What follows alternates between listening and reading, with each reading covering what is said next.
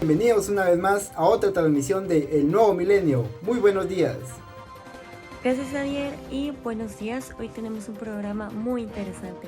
¿No es así, Jade? Efectivamente, Mar. Hoy en nuestro sábado de economía tendremos una entrevista con el director Hugo Maúl del Centro de Investigaciones Económicas Nacionales. Así es, Jade, además de las noticias económicas del acontecer nacional. Y nuestra nota curiosa sobre las mujeres que han marcado la economía mundial. Así que no se despegue de su pantalla.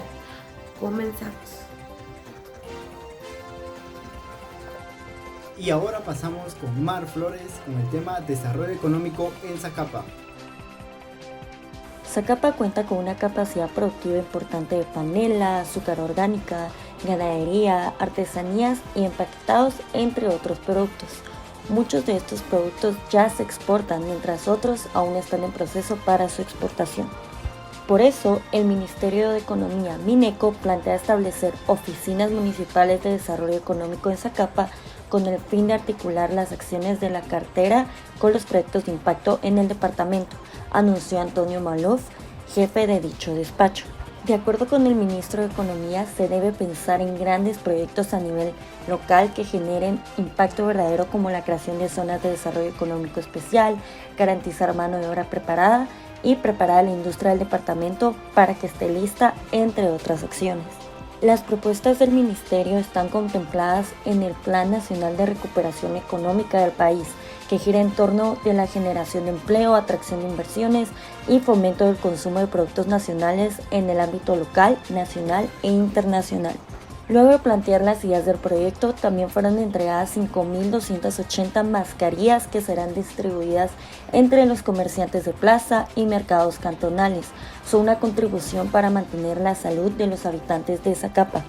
La reactivación económica tiene que ir acompañada con la bioseguridad para guardar la salud, afirmó el ministro Maluf durante una breve entrevista concedida a representantes de medios de información locales. Gracias por la información, Mar. Ahora, ¿sabía usted que se estima que más de 30.000 vehículos pasen por la autopista Palín-Escuintla diariamente esta Semana Santa? Muy bien, vamos contigo, Manuel Rodas, para ampliar esta información. Más de 30.000 vehículos diarios pasarán por la autopista Palín-Escuintla en Semana Santa. Siva, parte de la empresa Marnos que administra la empresa Palín-Escuintla, presentó este martes 23 de marzo el plan operativo que implementará por la Semana Santa y las acciones que hará para agilizar el paso de vehículos en ese tramo, que es una de las más transitadas durante este descanso.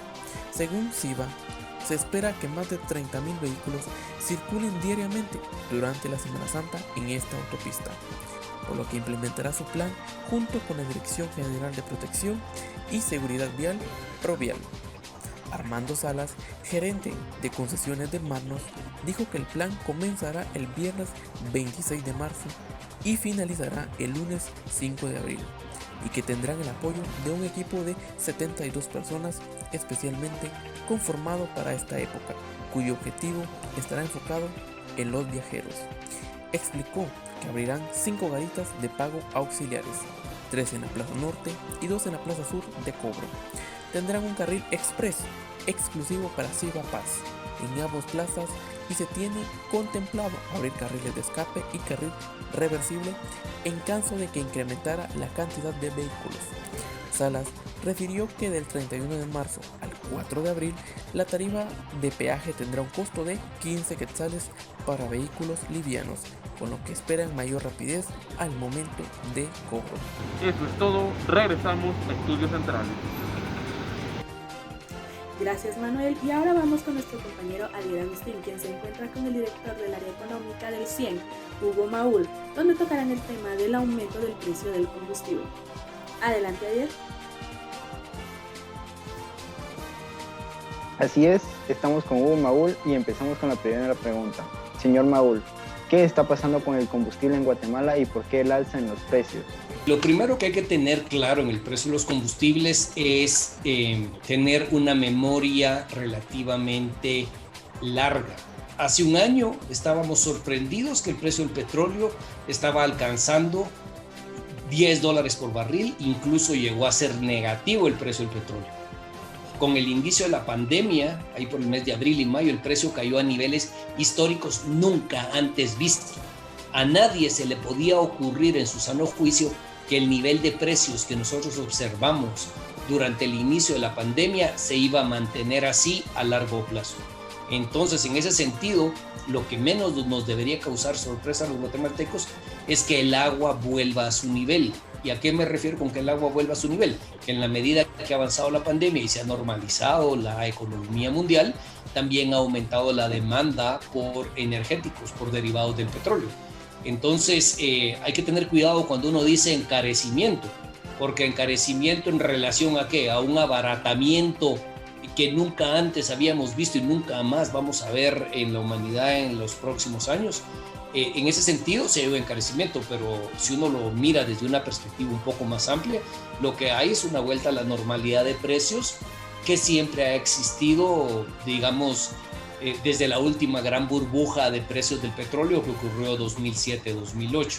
Y una vez que ya sabemos esto, ¿cuáles serían las consecuencias o cómo podría afectar en Guatemala este aumento? Países como Guatemala, que son países importadores de petróleo, países que toman las condiciones existentes en los mercados internacionales, tenemos muy poco margen para poder nosotros resistir o hacer algo para evitar los impactos de encarecimientos, como le llamaste, o de aumentos de precio en el petróleo. Incluso economías como la mexicana, que son productores de petróleo, también se están viendo impactados por esto. Ahí lo que hay que tomar en cuenta es que afortunadamente hoy una buena parte de la generación de energía eléctrica, a diferencia de lo que sucedía hace 10 o 15 años, depende de fuentes renovables, y eso de alguna manera ayuda a mitigar el impacto que hubiera tenido sobre el precio de la energía eléctrica, aunque ciertamente lo va a tener porque hay una parte que sigue dependiendo del precio del combustible. Ahora bien, en lo que es el transporte, sea privado o sea transporte de mercancías, el impacto es un impacto directo, puesto que es un insumo esencial. Y ahí lo único que le queda al consumidor es tener una mayor conciencia del aumento de costos y optimizar y reducir al mínimo el uso del transporte para cuestiones que no sean necesarias. Y por último, ¿algún consejo que le pueda dar a la población para soportar el impacto del aumento en el costo del combustible? A nivel individual, lo que nos queda es ser mucho más ahorrativos en el uso de los combustibles a nivel individual. Y ahí es trasladarse hacia usos hacia energías que sean más baratas, como pudiera ser evaluar muchas veces cosas tan sencillas como los focos que usamos en nuestras casas, eficiencia energética y optimizar el uso de los viajes. Si es posible, evitar viajes que no sean necesarios y en casos extremos incluso compartir viajes con otras personas. Hasta acá dejamos la entrevista. Gracias al experto economista Hugo Maúl por aclarar nuestras dudas acerca del aumento en el costo de combustible. Excelente entrevista, Adier. Ahora a continuación vamos con el reportaje sobre la economía en Guatemala pre y post pandemia. Según el portal del Banco Mundial, la economía guatemalteca ha experimentado cierta estabilidad debido a una combinación de gestión prudente, políticas para el control de la inflación y un tipo de cambio flotante administrado. El licenciado Ramón Paredaya, del Centro de Estudios Económicos y Sociales, comentó que una de las deficiencias en el desarrollo de la reapertura gradual en la economía guatemalteca es que el gobierno cerró más de la cuenta y que restringió en forma arbitraria negocios que podrían seguir funcionando a pesar de la situación. Paredaya informó que la economía actual está mal y que ha sufrido mucho más de lo necesario, ya que medianas y pequeñas empresas cerraron. Esto es una enorme cantidad de gente que ahora está buscando alguna plaza para trabajar. Incluso el Instituto Guatemalteco de Seguridad Social, IX, reportó una baja en el número de afiliados cerca de 100,000 trabajadores. El Producto Interno Bruto cae entre el 3% y el 5%. A pesar de que el Banco Mundial considera que la economía guatemalteca está bastante estable, según la información proporcionada por el Ministerio de Trabajo y Previsión Social, estimó 98.000 a 274.000 empleos perdidos por pandemia.